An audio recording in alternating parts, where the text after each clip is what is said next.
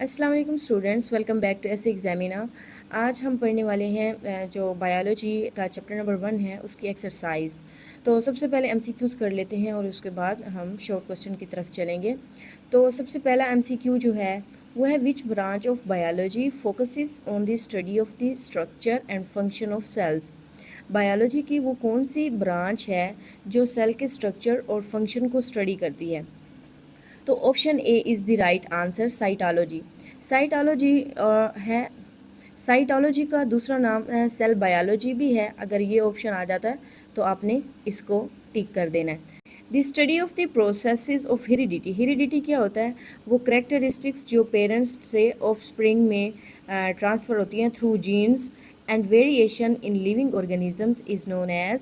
Option B is the right answer, genetics. Genetics में के through ही जो है पेरेंट्स से करेक्टरिस्टिक्स जो हैं वो बच्चों में जाती हैं। Insulin made through bacteria is an example of the technique of. Option B is the right answer. देखें, जो है जानदारों का इस्तेमाल करके ऐसी प्रोडक्ट्स बनाई जाए जो इंसानों के लिए फ़ायदेमंद होती हैं। तो बैक्टीरिया क्या है? एक माइक्रो ऑर्गेनिज़म है, एक जानदार है। तो इससे इंसुलिन बनाई जा रही है। इंसुलिन किसको दी जाती है? जिसको डायबिटीज़ होती हैं। तो इस तरह इंसान जो है फ़ायदा हासिल कर रहा है। तो जिस टेक्निक्स के थ्रू ये फ़ायदा मिल रहा है वो टेक्निक्स कौन सी है? Biotechnology.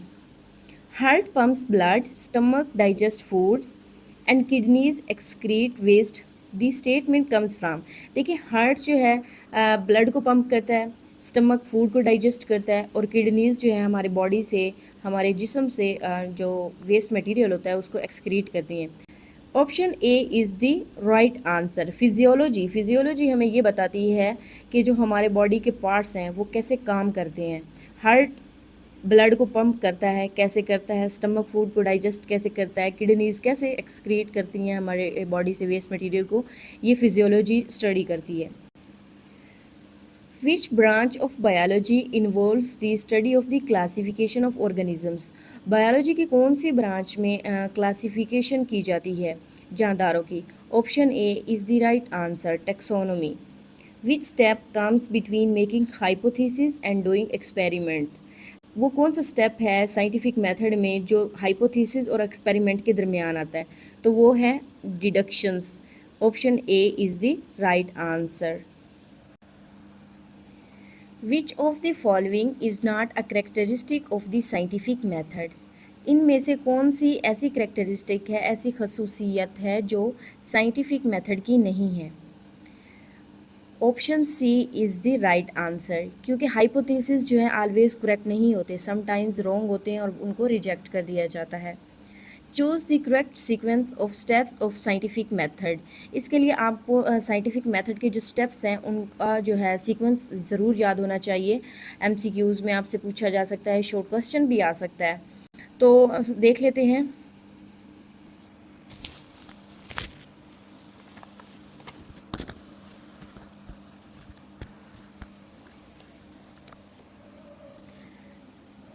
Choose the correct sequence of step of scientific method.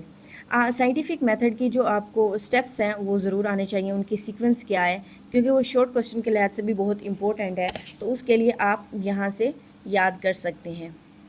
सबसे पहले क्या आता है? Recognition of a problem. चूँकि इधर नहीं है तो हम इसको छोड़ देंगे। Observation, observation. थर्ड पॉइंट है hypothesis, hypothesis.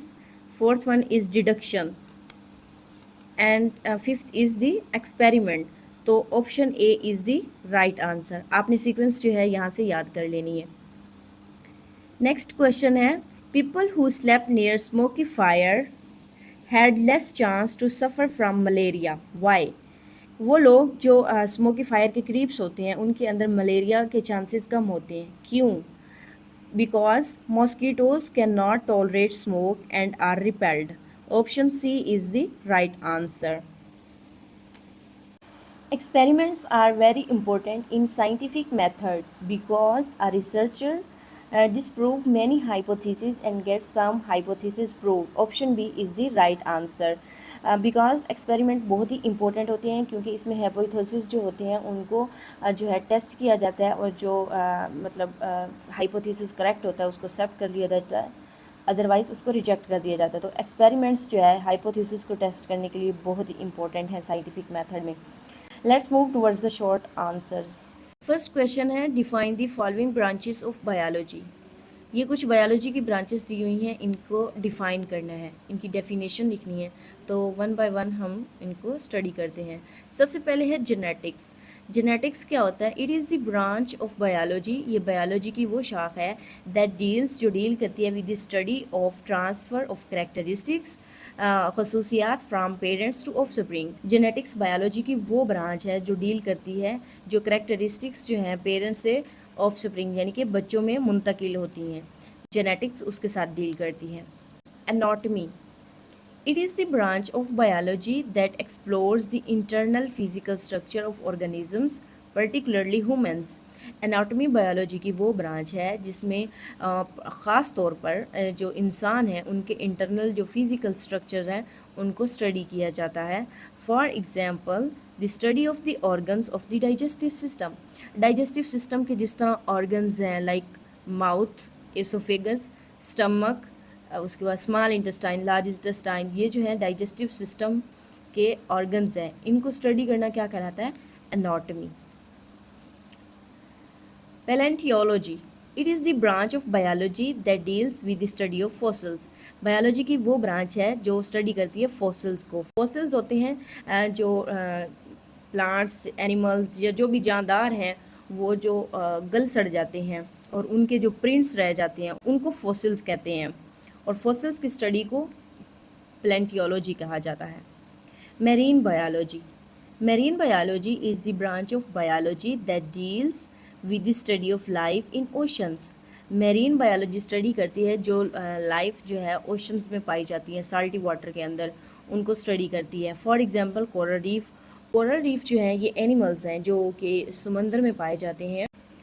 Pathology, it is the study of the disease, their cause and effects. Pathology जो है बायोलॉजी की वो ब्रांच है जो स्टडी करती है डिजीज़, जितनी भी बीमारियां, उनके काजेज़, किन वजूहात पर वो बीमारी हो रही है, उनकी वजह क्या है, और उन इफ़ेक्ट्स को स्टडी करती है। सेकंड क्वेश्चन है, which branch of biology involves the study of the development and growth of organisms from fertilisation to birth और हैचिंग। बायोलॉजी की वो कौन सी ब्रांच है जो स्टडी करती है डेवलपमेंट से लेकर ऑर्गेनिजम्स की बर्थ तक? तो एम्ब्रियोलॉजी बायोलॉजी की वो ब्रांच है जो स्टडी करती है कि एक सेल से, एक सिंगल सेल से जो है ऑर्गेनिजम्स कैसे बनता है, उसके बर्थ तक का जो डेवलपमेंट के जो स्टेप्स हैं एम्ब्रियोलॉजी उसको स्टडी करती है। थर्ड क्वेश्चन है, how is the profession of medicine and surgery different from animal husbandry. देखिए, एक बात अपने माइंड में बिठा लें कि जब भी डिफरेंट का लफ्ज़ आता है या डिफ्रेंशिएट बिटवीन टू थिंग्स, तो आपने क्या करना होता है, आपने दरमियान में लाइन लगाकर उनमें डिफरेंस लिखना होता है। अगर आप पैराग्राफ की या डिफ़ाइन की शक्ल में लिख देंगे तो उसके लिए आपको नंबर नहीं मिलेंगे। जब भी दो चीज़ों में डिफरेंस पूछा जाए तो आपने दरमियान में लाइन लगानी है और उसके बाद आपने दोनों चीज़ों का डिफरेंस बताना है, इससे आपके नंबर जो हैं वो डिडक्ट नहीं होंगे। मेडिसन एंड सर्जरी क्या होता है? The profession of medicine, the profession of medicine deals with the diagnosis and treatment of disease. जो मेडिसन का प्रोफेशन है उसमें डिजीज़ का ट्रीटमेंट और उसका जो डायग्नोसिस है, उसको तशख़ीस है, वो जो है प्रोफेशन ऑफ मेडिसन डील करता है। जबकि जो सर्जरी है, the defective parts of the body are replaced, repaired और रिमूव्ड। सर्जरी के अंदर जो है सर्जन ऑपरेशन करता है, ऑपरेशन के ज़रिए अगर बॉडी पार्ट्स जो है रिप्लेस करना हो तो रिप्लेस कर देता है, रिपेयर करने वाला हो तो उसको ठीक कर देता है, और अगर रिमूव करना हो तो उसको रिमूव कर देता है सर्जरी के थ्रू। इसके लिए जो है 5 ईयर MBBS की डिग्री रिक्वायर होती है। दूसरी तरफ अगर एनिमल हस्बेंड्री देखें तो इसमें जो है दिस फील्ड इन्वॉल्व्स ब्रीडिंग। इस फील्ड के अंदर breeding and caring for life stock.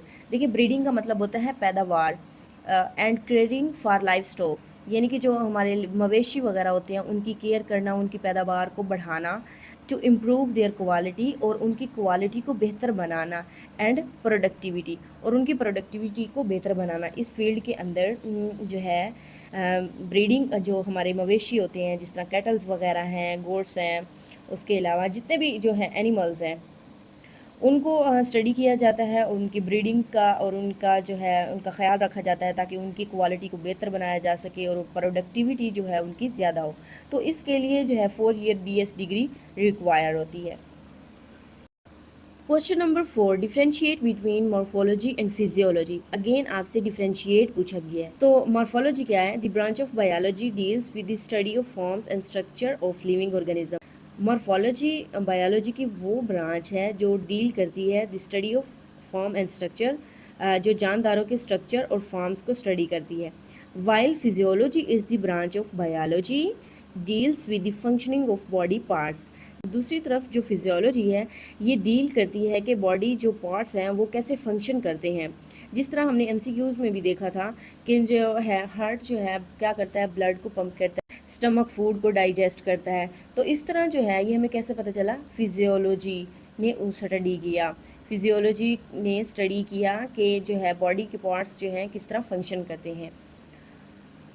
Next question है question number 5, what is the computational biology. In computational biology scientist इस्तेमाल करते हैं मैथमेटिकल मॉडल्स को, algorithms and computer simulations to understand biological system and relationships.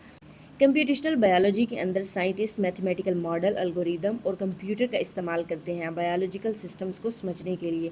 मिसाल के तौर पर जिस तरह आपने हॉस्पिटल्स में देखा होगा किस तरह कंप्यूटर का इस्तेमाल किया जा रहा होता है बायोलॉजी को समझने के लिए। ऑपरेशंस कंप्यूटर के थ्रू हो रहे होते हैं और कैमरास जो हैं कनेक्टेड होते हैं। उसके अलावा जो कंप्यूटर पर हम जेनेटिक्स को, जीन्स जो हमारा DNA है उसको स्टडी किया जाता है बहुत ही डीपली। और इस तरह जो है कंप्यूटर के अंदर जो इंफॉर्मेशन होती है वो लॉन्ग टर्म सेव रहती है, इसलिए वो जो है कंप्यूटर पर स्टडी करते हैं। Question number 6, what is the role of observation and experimentation in scientific method. Observation, मुशाहिदात एंड एक्सपेरिमेंटेशन, तजर्बात का साइंटिफिक मेथड में क्या इम्पोर्टेंट रोल है। एक्सपेरिमेंटेशन में क्या होता है? ये एक मोस्ट बेसिक स्टेप है साइंटिफिक मेथड का। साइंटिस्ट जितने भी हाइपोथेसिस बनाते हैं उनको टेस्ट किया जाता है एक्सपेरिमेंट के through. In a successful experiment, एक कामयाब एक्सपेरिमेंट में one hypothesis is prove correct. एक हाइपोथेसिस प्रूव हो जाता है कि ये करेक्ट है and alternate hypothesis are proved incorrect.